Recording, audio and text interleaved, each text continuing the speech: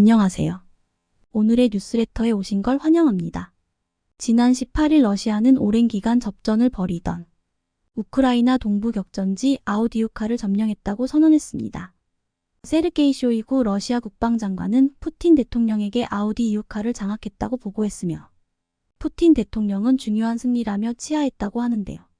아우디우카는 두 나라 모두 화력을 쏟아부은 최대 격전지로 꼽힙니다. 러시아 기갑부대의 무덤이라고 불릴 정도로 러시아가 엄청난 기갑부대와 군대를 무지성으로 쏟아부었지만 그간 모두 격퇴당하며 점령하지 못한 곳이었습니다. 하지만 결국 우크라이나도 버티는데 한계를 느꼈는지 전략적 철수를 단행한 것인데요. 러시아가 아우디우카에서 우크라이나군의 요새 역할을 했던 코크스 화학공장까지 장악했다는 사실이 알려지자 아우디우카 점령은 기정사실이 되었습니다. 이 공장은 유럽에서 가장 큰 화학공장 중 하나로 개전 초기부터 이곳을 장악하기 위해 두 나라가 수개월간 격렬한 전투를 벌였고 우크라이나군의 요새 역할을 해왔는데 러시아가 점령함으로써 아우디우카가 러시아에 의해 장악된 것이 기정사실화되었습니다. 결국 우크라이나군 총사령관은 SNS를 통해 아우디이우카에서 병력을 철수하고 있다고 인정했습니다. 푸틴은 중요한 승리를 거두었다며 자화자찬했지만 그동안 이 지역에 쏟아부은 기갑 손실을 생각했을 때 이제 겨우 체면치레를 한 셈입니다. 그런데 러시아는 무지성에 가까운 기갑 돌격 부대를 투입해도 넘어오지 않던 철옹성 아우디우카를 대체 어떻게 점령한 것일까요? 알고 보니 엄청난 공을 들여 진행한 지하작전이 성공했기 때문이었습니다. 지난 3개월 동안 아우디우카에서 우크라이나군은 44대의 중장비 손실을 기록했는데 러시아군은 무려 574대의 중장비 손실을 기록했습니다. 아우디우카 전선은 러시아 기갑부대의 무덤, 러시아군의 고철 처리장이라 불릴 정도로 러시아군 중장비가 많이 파괴된 전선이었습니다. 선두 장갑차가 파괴되자 패주하는 러시아군 병사들의 모습은 서방 언론들의 주된 조롱의 대상이 되곤 했습니다. 이처럼 러시아군의 물량 공세는 대단했지만 러시아 군인들의 숙련도 부족, 종이처럼 얇은 구식 기갑차, 러시아 군대의 대드론 방공 부족 등으로 N차 공격은 모두 실패로 돌아갔습니다. 반면 우크라이나는 서방이 제공한 하이마스 등 신버전 무기들로 러시아군의 물량 공세를 막아내고 있었습니다. 그런데 교착 상태에 빠진 아우디우카 전선에서 러시아군은 놀라운 전술을 펼쳤는데 바로 지하 상륙작전이었습니다. 러시아군은 비밀리에 폐파이프라인을 타고 우크라이나군 후방에 침투하는 작전을 실행했고 이 작전은 성공했습니다. 기갑들의 무지성 돌격을 상대하며 방어선만 지키던 우크라이나군은 갑자기 땅에서 솟아오른 러시아군을 만나고 상당히 당황했다고 합니다. 결국 러시아는 아우디우카 전선 남쪽 방어선에 심대한 타격을 입히는 데 성공했습니다. 엄청난 물량의 포격과 기갑부대의 N차 공세로도 뚫지 못한 방어선을 보병 부대 지하 상륙작전으로 뚫은 것인데요. 물론 이 폐파이프라인 지하 상륙작전은 러시아 군인들의 극한의 고생 속에서 달성한 작전이었습니다. 러시아 군인들은 소음을 내지 않기 위해 폐파이프라인에 있던 얼음물과 오물을 몇 주 동안 밤낮으로 청소했고 청소를 끝낸 이후에는 수백 명의 러시아군이 2km 길이의 폐파이프라인을 걸어서 통과해 아우디우카 남쪽 방어선에 큰 타격을 주었다고 전해집니다. 이후 러시아는 곧장 아우디우카의 길이 30km의 차르 열차벽 세웠습니다. 점령지 구축이 들어간 것입니다. 차르 열차벽에 사용된 열차는 러시아군이 점령지에서 훔친 것으로 보이는 2100량 이상의 화물열차가 동원되었습니다. 이 장벽은 향후 우크라이나군의 반격 시 러시아군의 방어선 역할을 할 것으로 보입니다. 아우디우카를 점령한 러시아는 계속해서 이 전선의 병력을 증원시키고 있습니다. 그동안 무수히 많은 기갑부대와 제수용병까지 많은 손실을 본 러시아가 굳히기에 들어갈 것으로 보이는 가운데 우크라이나의 공격도 만만치 않아 이 전선에서는 더 많은 양측 군인들의 피해가 있을 것으로 예상됩니다. 그런데 이후 상황이 묘하게 흘러가기 시작했습니다. 러시아 국방부가 아우디우카를 완전히 점령했다고 한껏 기쁨에 차 있을 때 저 멀리 바다에서 우크라이나가 러시아 흑해함대에 괴멸적 타격을 입힌 것입니다. 여기에서 한 가지 드는 의문은 해군이 없는 우크라이나가 어떻게 러시아 흑해함대를 제압할 수 있었던 것일까요? 지난 14일 우크라이나는 흑해에서 러시아 군함을 격침했다고 발표했습니다. 러시아가 점령 중인 크림반도 남부 도시 알루카의 해안에서 해상드론 공격으로 러시아 군함을 격침시킨 것입니다. 우크라이나 당국이 공개한 영상을 보면 빠른 속도로 러시아 군함에 접근하는 해상 드론의 앞부분이 보이고 결국 충돌하며 폭발하는 모습이 확인됩니다. 우크라이나가 쏜 마구라 V5 해상 드론의 공격으로 러시아 군함 카이사르 쿠니코프의 왼쪽 측면에 구멍이 나 침몰한 것이었습니다. 이날 우크라이나군은 CNN과의 인터뷰에서 우크라이나군의 공격으로 러시아 흑해함대의 3분의 1이 무력화됐다 고 주장했습니다. 이처럼 러시아의 흑해함대가 우크라이나군의 주요 타깃이 되는 이유는 크림반도의 전략적 가치와 맞물려 있습니다. 지난 2014년 러시아는 전 세계의 비판에도 불구하고 흑해의 전략적 요충지인 크림반도를 강제 병합했습니다. 군사적으로 보면 크림반도에는 1년 내내 얼지 않는 부동항인 세바스토폴 항구가 있으며 러시아군은 이곳을 흑해함대의 주둔기지로 활용 중입니다. 이번에 격침된 카이사르 쿠니코프함은 알루프카 인근 해안에서 격침됐는데 이곳은 세바스토폴에서 불과 50km 거리에 있는 곳입니다. 러시아 함선들을 공격해 혁혁한 전과를 올리고 있는 마구라 V5 해상 드론은 우크라이나 국영기업이 개발한 제품이었습니다. 이 해상 드론은 원격으로 제어되며 정찰 및 감시 임무에도 사용되는데 최소 300kg 넘는 폭발물을 싣고 최고 80kmh까지 속도를 낼 수 있으며 공격 범위는 800km에 달합니다. 이번에 카이사르 쿠니코프함이 격침되는 영상을 보면 과거 우크라이나군의 해상 드론 공격으로 러시아 군함들이 격침되는 영상과 거의 비슷한 것으로 러시아군으로서는 똑같은 전략에 똑같이 당한 셈입니다. 개전 초만 해도 러시아 흑해함대는 우크라이나 연안을 제 집처럼 드나들며 미사일을 쏘아댔습니다. 하지만 시간이 지날수록 흑해함대는 일부 군함을 러시아 본토로 후퇴시키는 등 행동 반경이 갈수록 좁아지는 모습을 보여왔습니다. 흑해함대의 모항이 있는 크림반도가 우크라이나군이 보유한 서방제 장거리 공대지 미사일의 사정거리에 들어간 데다 드론 보트의 위협이 갈수록 커졌기 때문인데요. 실제로 지난 1일에도 우크라이나군은 크림반도의 도누줄라프 호수에서 같은 해상 드론으로 러시아의 미사일 호위함인 콜베트함을 파괴했고 얼마 전 우크라이나의 특수부대 요원들이 운용한 드론 보트 6대에 러시아 초계함 이바노베츠호가 격침되기도 했습니다. 그러니까 해군이 없는 우크라이나가 드론만 가지고 흑해에서 우위를 점한 셈입니다. CNN은 우크라이나는 사실상 자체 해군이 없지만 기술 혁신, 대담함, 러시아 무능으로 흑해 대부분에서 우위를 점하고 있다. 현재 우크라이나는 이 지역에서 러시아 전체 흑해함대의 3분의 1에 해당하는 러시아 해군 함정 20척 이상을 파괴하거나 무력화했다고 보도했습니다. 이들의 접근을 막는 적절한 조치를 취하지 않는다는 비판은 러시아 내부에서 계속되어 왔습니다. 하지만 적절한 조치 없이 계속 해상 드론에 당하고 있는 것인데요. 우크라이나는 흑해에서 전공 덕분에 오데사를 비롯해 흑해 항구에서 곡물 수출을 할 수 있는 해상 통로를 확보했습니다. 엄청난 군비 지출로 재정 수입이 바닥난 우크라이나 입장에서 해상 곡물 수출로는 지난해 7월 흑해 곡물 수출 협정이 만료한 뒤 담비 같은 존재입니다. 우크라이나 농업계는 곡물 수출량이 전쟁 전 수준에 가깝게 회복했다고 반겼습니다. 객관적인 전력으로는 열악하지만 이처럼 상대에게 결정적인 타격을 줄 수 있는 해상 드론의 활용 능력은 우리 해군도 반드시 벤치마킹해야 할 부분입니다. 이처럼 러시아가 결국 아우디우카를 장악하기는 했지만 수개월 동안 엄청난 물량은 쏟아부은 결과치고는 어딘지 부족한 느낌입니다. 결국 최근 푸틴은 초조함을 드러내듯 해서는 안 될 무리수까지 두었습니다. 전투기용 AESA 레이더를 독자 개발한다고 선언했을 때 대한민국이 들어야 했던 말입니다. 심지어 미국이 AESA 레이더 핵심 기술 이전을 거부하자 국내 일부 언론에서조차 KF-21 자체 생산을 중단해야 한다고 보도했는데요. 이유는 아주 간단했습니다. 미국도 거절한 마당에 다른 어떤 나라도 AESA 레이더들 수출해줄 리 없으니 레이더도 없는 깡통 전투기들 만들 게 아니라면 KF-21을 개발할 필요가 없다는 것이었습니다.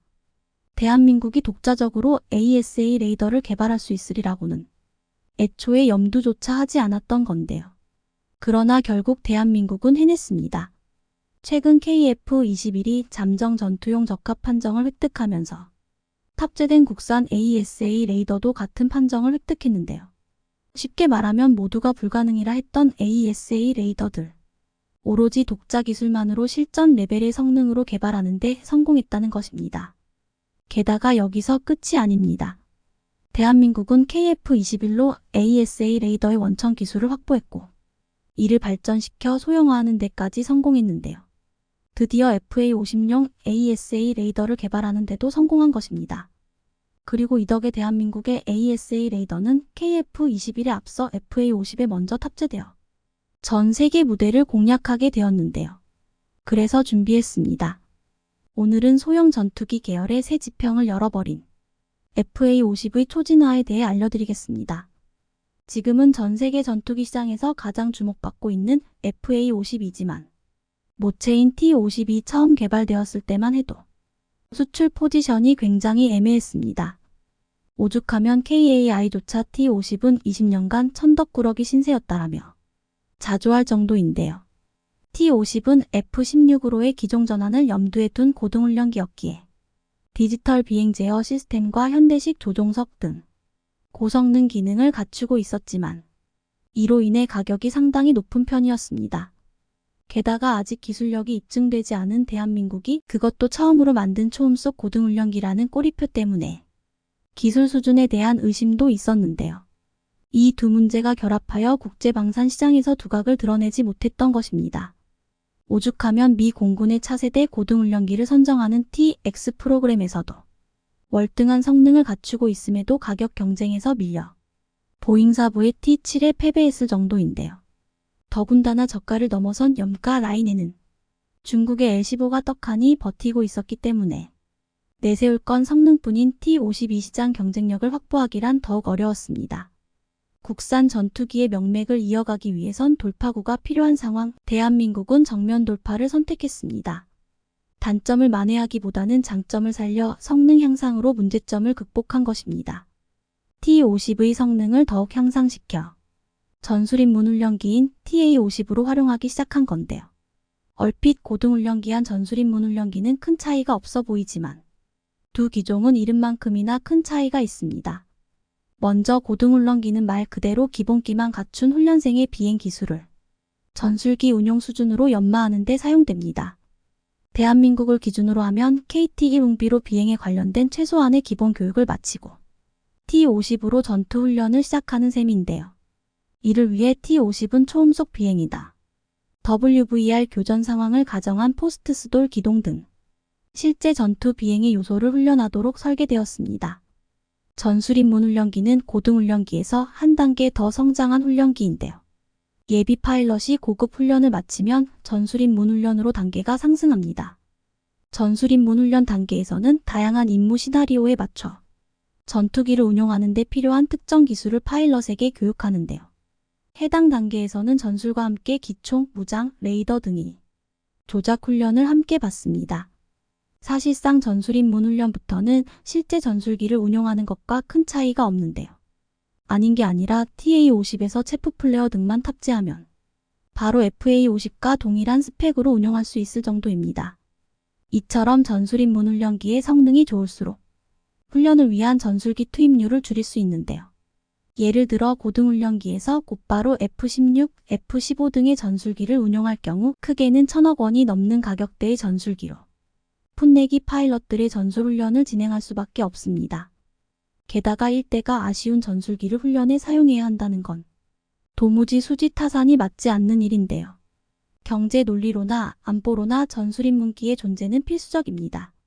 실제로 대한민국은 TA-50을 도입한 이후 KF-16 파일럿 양성을 위한 전체 훈련 기간이 3주나 단축되었고 KF-16 자체를 이용한 훈련 소요는 기존 27주에서 8주로 무려 19주나 줄어들었습니다. 이뿐만이 아닌데요. 심지어 F-15K의 경우 기존의 F-15K 파일럿이 되기 위해서는 300시간 이상의 비행시간을 가져야만 그제야 지원 자격이 주어졌지만 TA-50이 도입되면서 전투기 입문과정 수료 후 즉시 F-15K를 운용할 수 있도록 바뀌었습니다. 이 덕에 교육과정이 자그마치 1년 6개월이나 단축되었는데요. 여기에 기존의 F-16, F-15 같은 미들급 전투기들이 F-16V, F-15EX 등으로 개량되는 등 전술기의 최소 성능이 더욱 향상되면서 T-50A 같은 고성능 전술임 문기의 중요성도 더욱 높아졌습니다. 그리고 TA-50의 성공으로 덩달아 FA-50의 진가도 전 세계에 알려지기 시작했는데요. 일례로 필리핀은 FA-50PH를 도입하면서 주력기로 삼았고 거의 10년 동안 전용 전투기가 없었던 필리핀 공군의 핵심 전력이 되었습니다. 이외에도 이라크는 경공격 및 정찰 역할을 수행하기 위해 FA-50을 도입했고 태국, 인도네시아, 말레이시아까지 FA-50, T-50 등을 도입하면서 대중국 안보라인의 천병에 대한민국의 전투기를 세웠습니다. 이제 FA-52 훈련기의 한계를 넘어 전투기로까지 활동 영역을 넓혀가고 있는 건데요. 게다가 전술인문기와 경전투기의 이중 역할 수행할 수 있는 FA-50의 다재다능함은 두 가지 기능을 모두 수행할 수 있는 항공기를 찾고 있는 국가에게 궁극적으로 비용 절감의 기회를 제공할 수 있습니다. 쉽게 말하면 효율이 높다는 건데요. FA-50은 현대 군사 능력과 예산 제약의 균형을 맞춰야 하는 국가에 비용 효율적인 솔루션으로 기존의 다목적 전투기보다 상대적으로 저렴한 비용으로 고급 기능과 성능을 제공할 수 있습니다. 하지만 여기서 끝이 아닙니다. FA-50은 지금에 만족하지 않고 한 단계 더 진화를 꿈꾸고 있습니다. 일명 FA-50 블라크 20인데요. 그 시작이 바로 FA-50 전용 소형화 AESA 레이더입니다.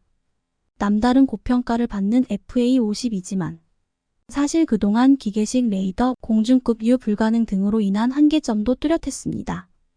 FA-50은 F-16과 같은 다른 항공기에 비해 페이로드 용량이 적어 전투에 투입할 수 있는 무기의 양과 종류가 제한되었고 이로 인해 특정 시나리오에서 작전 효율성이 떨어졌습니다.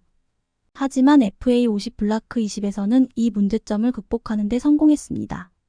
오른쪽 주입과 동체가 연결되는 부분에 공중급 유 시스템을 장착하면서 페이로드의 한계를 완벽하게 해결한 건데요. 현대항공기 공중급 유 방식은 크게 플라잉 붐과 프로브 앤 드로그로 나뉩니다. 이 중에서 FA-50 블라크 20은 프로브 앤 드로그 방식을 채택했는데요. 급유호스 끝에 배드민턴 셔틀콕처럼 생긴 드로그를 장착해 항공유를 주입하는 방식입니다. 반대로 급유를 받는 입장에서는 프로브라는 장비를 장착해야 하기에 프로브 앤 드로그라고 불리는 건데요.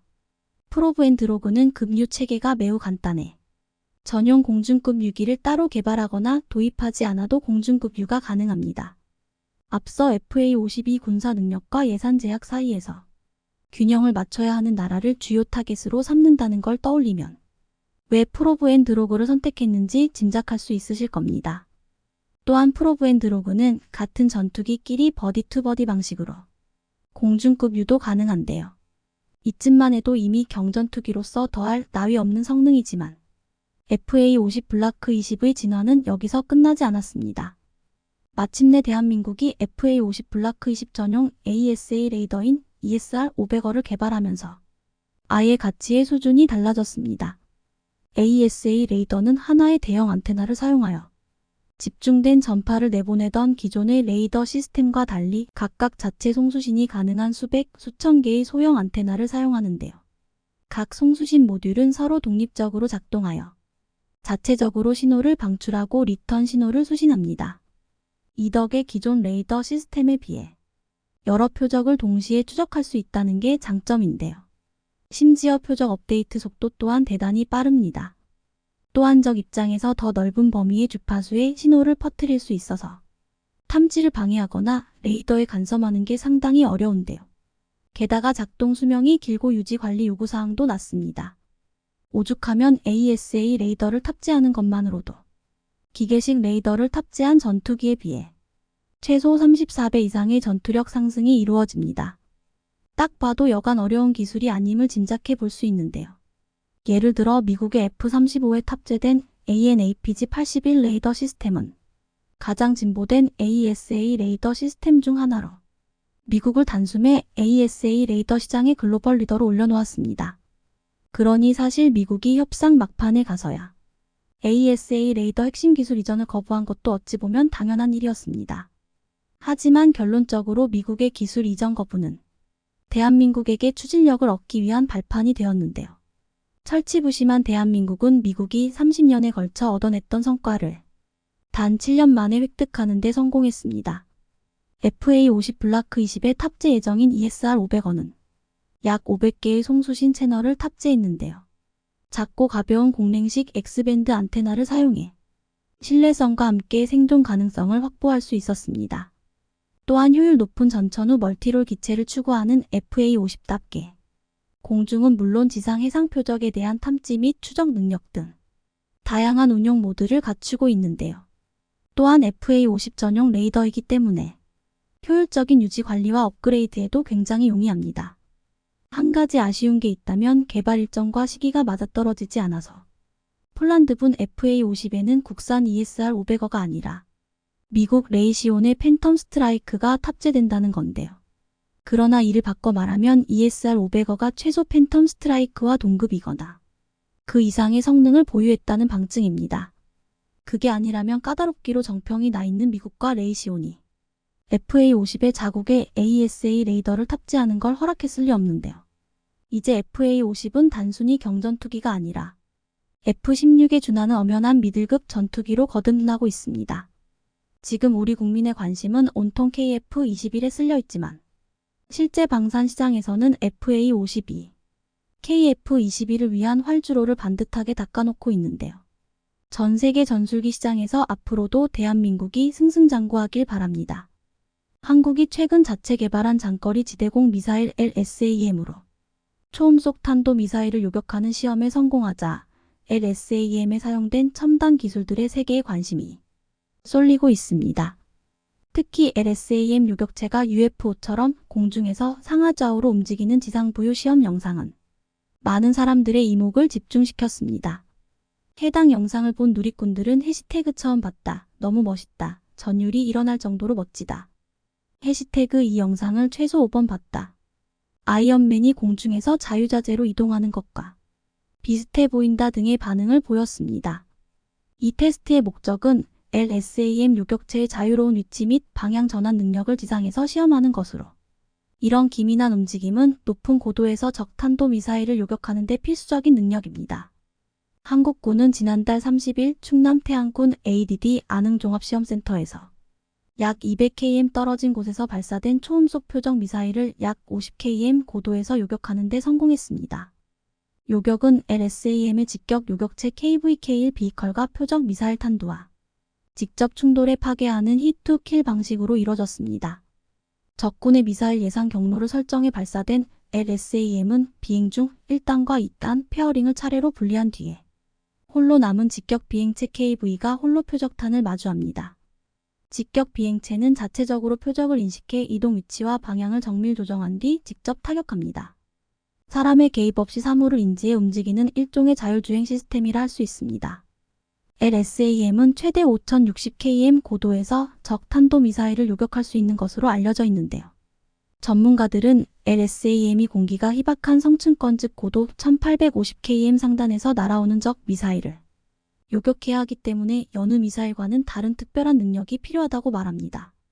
높은 고도에서는 공기가 없어 일반적인 조종 날개로는 미사일 요격체 방향을 바꿀 수가 없기 때문에 이를 해결하기 위해 한국 연구원들은 여러 개의 로켓 분사구로 끊임없이 자세를 유지하고 바꿔주는 기술을 사용하고 있습니다. 그래서 국방과학연구소가 공개한 지상 부유 시험 영상을 보면 LSAM 요격체는 소형 로켓 엔진 분사구가 수시로 불을 뿜으며 자세를 바꿔가며 공중에 떠 있는 모습을 볼 수 있습니다. 이렇게 요격체의 자세를 바꿔주는 장치를 DACSDIVERT 언드 애터투드 컨트롤 시스템, 궤도 및 자세 제어 장치라 부릅니다. 미국의 SM-3 미사일은 궤도 수정용으로 4개, 자세 수정용으로 6개의 로켓 노즐을 사용합니다.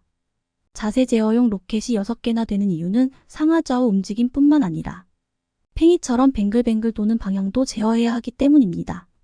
사드는 궤도 및 자세 제어 장치로 액체 로켓을 사용하지만 미국의 SM-3는 무게 절감을 위해 고체 로켓을 사용한 것으로 알려져 있습니다. 또한 고도 상승에 따른 심한 온도 변화도 고공 요격을 힘들게 하는 요소인데요. 공기가 집중돼 있는 대륙권 818km에서는 100m씩 고도가 상승할수록 기온은 약 0.65도씩 낮아지며 10km 고도에서 기온은 영하 50도 정도가 되기 때문입니다. 여객기를 타고 해외에 갈 때의 고도가 911km로 외부 기온은 영하 50도로 떨어지는데요. 지표로부터 약 1050km의 구간을 성층권이라 하는데 성층권 아랫부분은 약 영하 50도로 기온이 일정합니다. LSAM 추진체와 요격체는 이처럼 극심한 온도 변화를 겪으며 음속보다 훨씬 빠른 속도로 올라가야 하고 요격체의 민감한 적외선 센서 등도 큰 온도 변화를 극복해야만 합니다. 따라서 50km 이상의 고공 요격은 희박한 공기와 극심한 온도 변화 등 기술적으로 극복해야 할 어려운 점이 많은데 한국이 개발한 LSAM이 이런 도전 요소들을 극복하고 여러 차례 요격에 성공한 것은 상당한 의미를 갖습니다. 특히 고도 5060km를 비행하는 탄도미사일을 탐지해 추적하는 시커정밀 추적기와 탄도미사일에 부딪혀 파괴하는 직격 비행체 KVK-1 비컬룬 내 기술로 개발됐다는 점도 의미가 큽니다. 이 정도의 성능을 가진 유사무기를 개발한 국가는 미국과 이스라엘에 이어 우리나라가 세 번째입니다. 국방과학연구소 ADD는 이미 11월부터 최근까지 내부 시험에서 총 3차례 요격에 성공하는 검증 절차를 거쳤고 이로써 한국형 사드로 기대되는 LSAM의 능력은 입증된 셈입니다. 앞으로 LSAM이 실전 배치되면 한국은 사드, 패트리엇, 천궁2로 구축된 방공망을 더욱 촘촘하게 구축할 수 있을 텐데요. 이러니 한국형 사드의 첨단 요격 기술을 본 폴란드의 입장에서는 눈독을 들릴 수밖에 없습니다. LSAM은 지휘관이 요격 명령을 내리면 컴퓨터가 자동으로 미사일을 조종해 레이더에 잡힌 어떤 미사일도 격파할 수 있습니다. 더구나 우리 군은 2024년까지 개발을 끝낸 뒤 2025년부터 양산에 들어갈 계획입니다. 결국 조만간 LSAM이 한국형 미사일 방어 KAMD의 핵심 무기로 실전에 배치된다는 이야기입니다. 2019년부터 시작된 체계 개발이 5년 만에 종료되고 양산 단계에 착수하게 되는 것으로 실로 한국다운 속도를 자랑합니다. 여기서 끝이 아닙니다. 한국은 벌써 LSAM이 MSAM 블록 3개발도 조기에 착수하여 어떠한 미사일 위협에도 대응할 수 있는 수직 수평적 다층 미사일 방어 체계를 구축할 계획인데요. 앞으로 LSAM의 개량형인 LSAM-2까지 개발되면 미국 못지않은 수준이 엄청난 방어 체계를 갖추게 됩니다. 한국의 LSAM 개발은 요행이 만들어낸 것이 아니었습니다. 이 정도의 기술력을 갖추게 된 것은 진짜 실력이 있기에 가능한 일입니다. LSAM의 핵심은 탄두가 아닌 추진기관에 맞추어 따라가는 레이더 기술 덕분입니다. 이러한 첨단 기술 개발과 LSAM 개발이 가능했던 것은 휴일에도 밤늦게까지 그것도 오지에서 국방 연구를 위해 노력해온 국방과학연구소 연구원들의 엄청난 노력이 있었기 때문입니다. LSAM의 첨단 기술을 개발한 연구원들은 100% 완벽해질 때까지 실험을 반복 또 반복하면서 일당백의 정신으로 원격 측정, 레이더 계측, 광학 계측, 기상 계측, 발사대 계측, 유무선 통신망 네트워크 등 광범위한 분야의 일을 해냈습니다. 중국처럼 무지성 백기기가 아닌 기초부터 실력을 쌓은 덕분에 실험 성공과 동시에 핵심 부품 국산화까지 가능해졌습니다. 방위사업청 역시 이를 적극 지원하기 위해 LSAM 천무해공 등 우리 기술로 만든 첨단 무기들의 핵심 부품의 국산화를 추진하기 위해 주관기업 공모에 나섰고 4년간 402억 원을 지원할 예정입니다.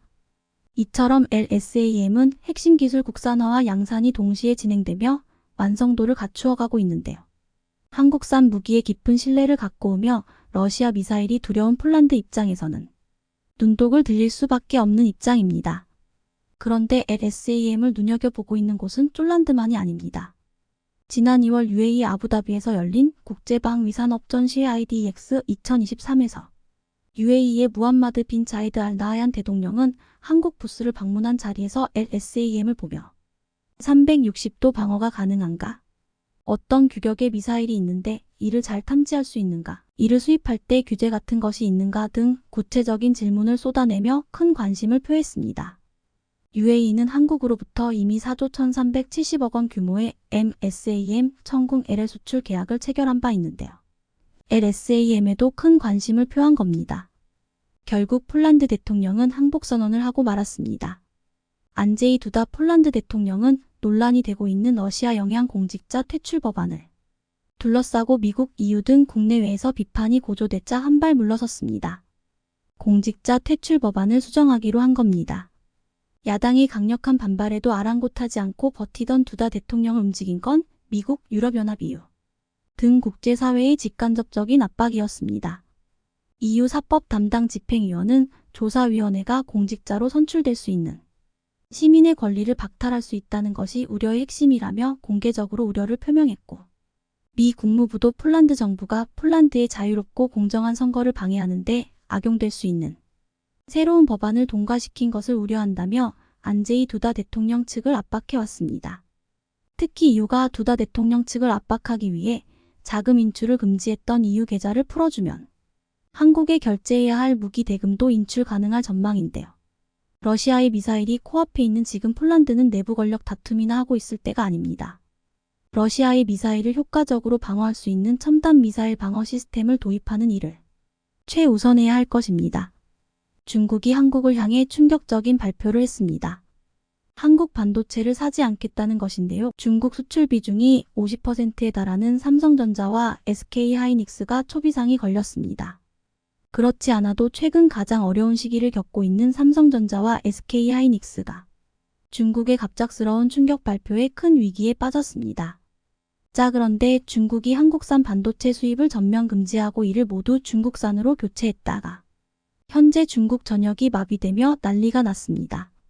이에 결국 짜릿한 대반전이 만들어지며 중국이 한국에 무릎을 꿇는 한편의 영화 같은 이야기에 전 세계 주요 외신들이 대대적으로 보도하고 있는데요. 지금부터 이 놀라운 내용 최고 수익률에서 여러분들에게 전해드리겠습니다. 최근 중국에서 반한 정서가 번지는 속도가 예사롭지 않습니다. SNS에서는 한 유명 배우가 한국 학생들에게 괴롭힘을 당했다는 10여 년 전 인터뷰 내용까지 소환되고 있습니다. 중국의 대표적 전랑 언론인으로 꼽히는 후시진 전 황구시보 편집장이 SNS를 통해 반한 감정을 숨기지 않았습니다. 최근 한국을 향해 입에 담지 말아야 할 온갖 욕설을 그대로 보도한 중국 관영 매체 황구시보를 지지하며 한국을 깎아내렸습니다. 2,400만 명이 넘는 SNS 팔로워를 거느린 그의 한마디는 중국인들의 여론 형성에 적지 않은 영향을 미칩니다. 뿐만 아니라 중국 SNS에서는 우리에게 유역비라는 이름으로 더 잘 알려진 중국 배우 류이페이의 2009년 인터뷰가 다시 화제가 되고 있습니다. 중국 유명 배우 류이페이는 사실 한때는 몇몇 한국 여자아이들이 저를 난처하게 한 적이 있습니다. 저는 너무 답답했습니다. 라며 뜬금없이 등장한 이 동영상은 지난 7일 온라인에 올라온 뒤 조회수 5억 4천만 회를 기록했는데 한국을 비난하는 댓글이 쏟아지고 있습니다. 중국 정부가 대놓고 협한 분위기를 조성하면서 중국 현지 혐한 기류는 심상치가 않습니다. 중국에서 인기를 끌던 한국 화장품 매장에서 불매운동 소동이 빚어지는가 하면 한국인들을 상대로 한 무차별 폭행 괴담까지 돌고 있습니다. 중국 신잉 지역에 있는 백화점에 입점한 한국 화장품 매장에서 젊은 중국 남성이 삿대질까지 해대며 불같이 화를 냅니다. 온 국민이 한국산 제품 불매운동을 하고 있는데 여기서 한국 사람 데리고 뭐 하는 거야? 라며 한국인 관광객을 데리고 있는 여행사 직원의 온갖 욕설을 퍼붓고 있는 한 중국인 남성. 그런데 주변에서는 말리기는커녕 오히려 이 남성을 도와 한국인을 위협하고 있습니다. 주위에 있는 중국인들은 한국인 사라져. 그래. 사라져. 그래. 라고 외쳤습니다. 이처럼 험악한 분위기 속에 한국인 유학생을 노리는 이른바 묻지마 폭행. 괴담도 교민들을 중심으로 빠르게 퍼지고 있습니다. 중국 인민대를 다니는 한인 여학생이 우리말을 썼다는 이유로 길을 가다 폭행을 당했다는 내용입니다. 중국에서 유학생활 중인 한국인 이모 씨는 한국말 썼다는 이유로 그냥 맞았다고 들었어요. 당분간은 밖에 안 나가고 집에서 좀 있으려고요 라며 불안을 호소했습니다. 자, 그런데 이 정도는 아무것도 아니었습니다. 중국은 급기야 한국에 가장 민감하고 타격이 큰 한국산 반도체를 사지 않겠다며 한국을 흔들기 시작했습니다. 올해 1분기 반도체 수출 규모는 무려 33% 넘게 추락했고 이는 모두 중국 때문인 것으로 나타났습니다.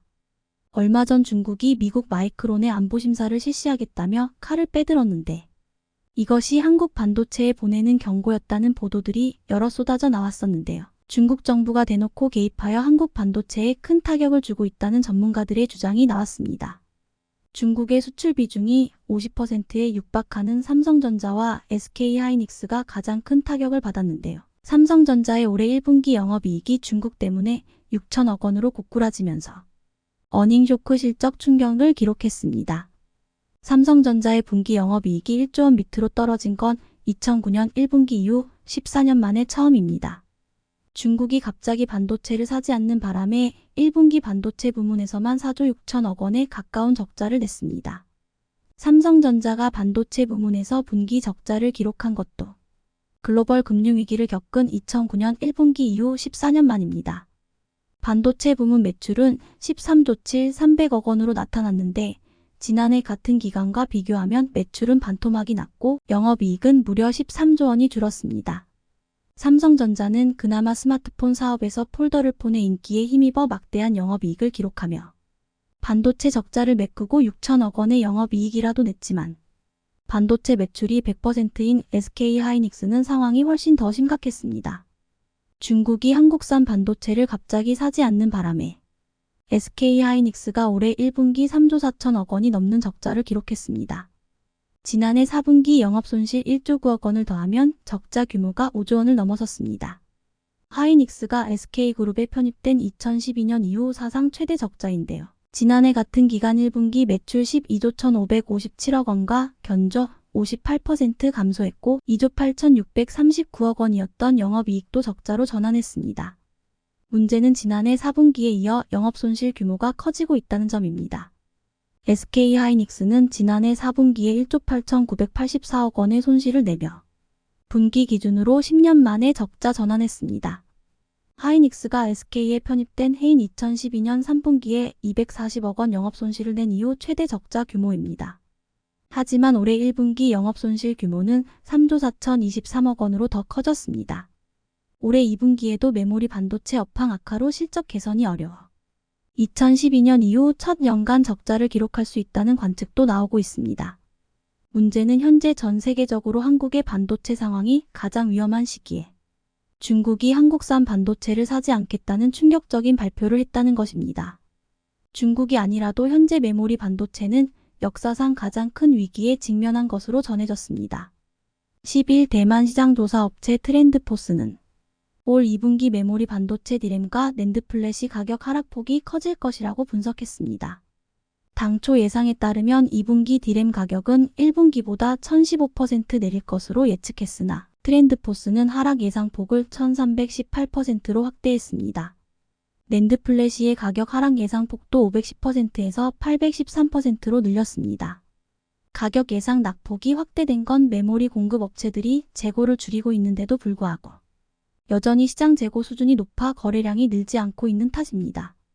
PC용 디램은 이전 세대 제품인 DDR4 공급량이 이미 과도해 2분기 가격이 1분기보다 1520% 추가 하락할 전망입니다.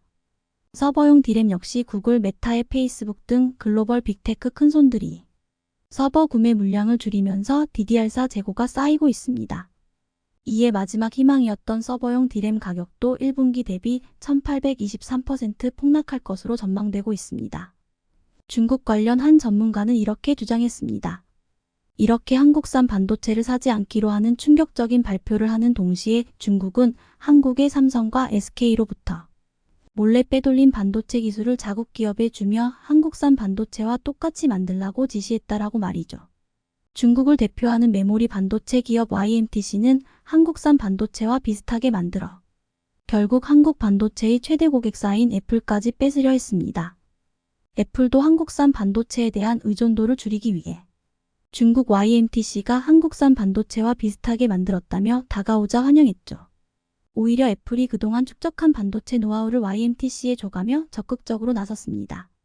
자, 그런데 대반전이 일어났습니다.